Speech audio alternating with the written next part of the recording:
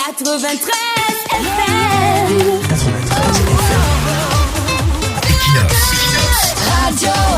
Bonjour, les gars de 82 sont des types sans fous. Plusieurs d'entre eux n'ont jamais eu honte dans leur vie. C'est à peine qu'ils sont sensibles à certaines situations choquantes. Ce sont des types sans fous. Vous les attrapez en plein vol, main dans le sac. La presse en parle avec des gros titres. Vous organisez même des débats télévisés sur leur forfait. Ils s'en foutent pas mal. Ce sont des types sans fous. Vous les trouvez en flagrant délit de mœurs réprimandables. Vous faites même tout un tapage médiatique dessus. Ils restent zen. Ils n'ont aucun remords. Ils gonflent même davantage.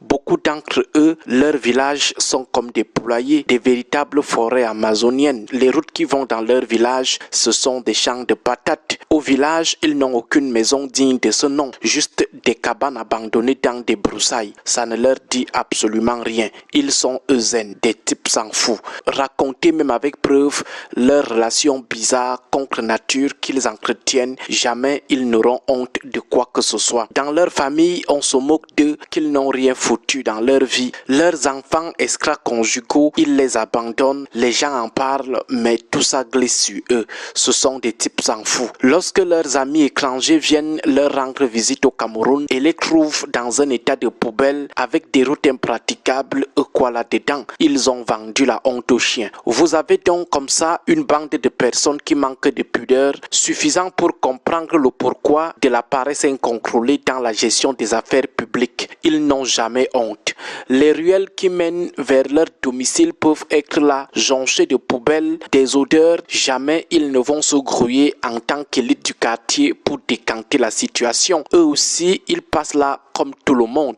Ça ne leur dit absolument rien. Ils ne trouvent rien de nauséabond dans cette situation. Ils se sont déjà accommodés des choses moches. Du coup, ça ne leur dit plus rien. Pourquoi ce sujet ce matin? Nous parlons de ça parce que toute la nuit, nous avons essayé de refaire dans notre cerveau le comportement des membres de l'ordre de 82 vis-à-vis des handicapés qui écument les trottoirs de la capitale politique et économique du pays. Vous avez par exemple le phénomène des déficients visuels, des aveugles qui se constituent en petites troupes de musiciens, chantent dans les rues dans le but de susciter la pitié des passants qui pourraient leur donner quelques pièces d'argent. Ces aveugles que les gens du 6 novembre considèrent comme des troubadours sont en réalité des jeunes diplômés abandonnés à eux-mêmes du fait de leur handicap. Tout le monde passe, personne ne se pose la question de savoir si c'est ce que méritent ces handicapés. Certaines autorités s'arrêtent devant ces groupes de musiciens aveugles pour jeter des pièces d'argent dans leurs assiettes,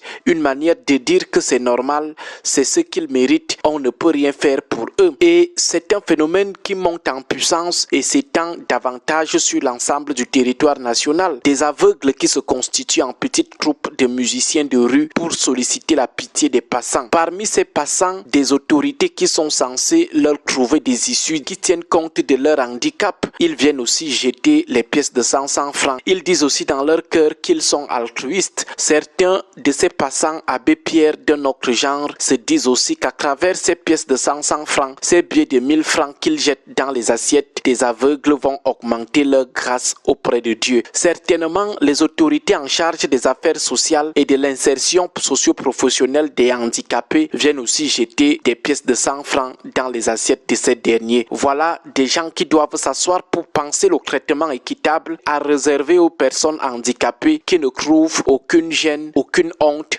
à les voir se transformer en petites troupes de musiciens de rue. Ça ne leur dit absolument rien.